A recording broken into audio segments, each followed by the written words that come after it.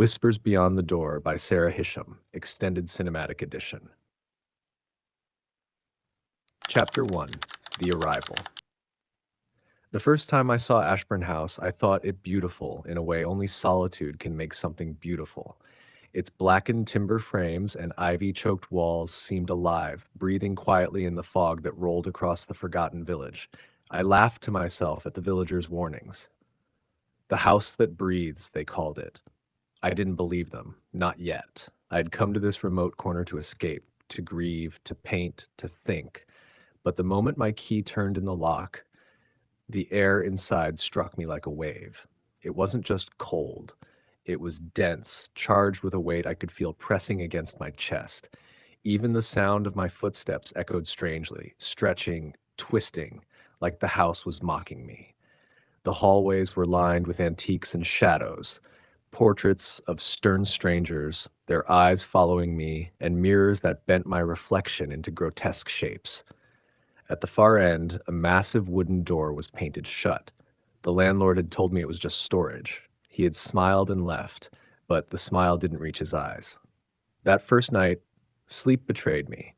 In the stillness of my bedroom, I heard it, a soft scraping like fingernails across wood behind that sealed door. Then whispers followed. At first, I thought it was the wind.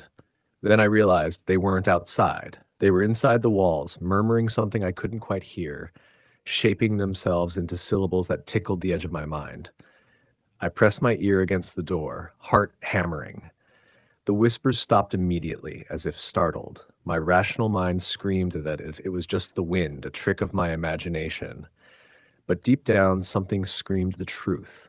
Something was there, waiting, and it knew I was here. Chapter 2: The portraits passed, each one slower than the last. The house seemed to settle into me, observing, remembering. Shadows stretched across the corners in ways they shouldn't. My phone flickered inexplicably. My flashlight dimmed as if it were swallowing its own light. And always at exactly 3:07 a.m., I awoke to the sound of soft breathing. Not mine, not human. One afternoon, I wandered through the dusty main hall, attempting to clean. That's when I noticed her. A portrait of a woman, pale-skinned and sharp-featured, dressed in an elegant dark gown. But her eyes, they weren't painted. They were alive, a depth of black that seemed to reach into my chest. As I stared, the room felt colder. The woman's gaze shifted, not on me, not yet, but toward the sealed door at the hallway's end. My pulse jumped. I spun around. Nothing. Just the crooked frames of other portraits staring back at me. That night, I dreamed of her. She appeared at the foot of my bed, her voice a melody that existed only inside my mind. "Don't open it," she whispered. "It's waiting for you." I woke drenched in sweat, the sheet over her portrait gone, and her eyes, they were watching me. Chapter 3: The Door. The whispers grew insistent. Words formed within the noise, calling to me from the hallway. I recorded them on my phone, but each morning the files disappeared. One night, my notes app held a single line I did not write. Open quote, "It's not locked anymore." Close quote. I ran to the end of the hall. The paint sealing the door was cracked, peeling like dead skin. I hesitated, my fingers trembling, before pressing my palm to the handle. The metal was icy, yet pulsing, faintly like a heartbeat. I should have left. I should have fled. But some dark curiosity, some dangerous instinct pulled me forward. The door swung open. The air shifted violently, thick with damp earth and decay. A narrow staircase spiraled downwards, swallowing the light from my flashlight.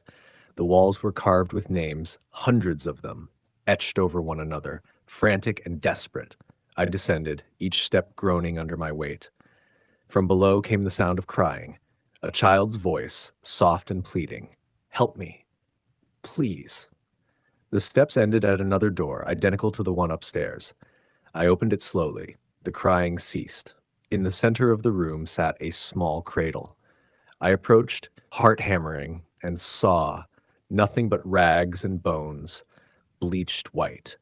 The air grew thick with whispers now, rising, overlapping, chanting something I could almost understand. A gust of wind slammed the door behind me.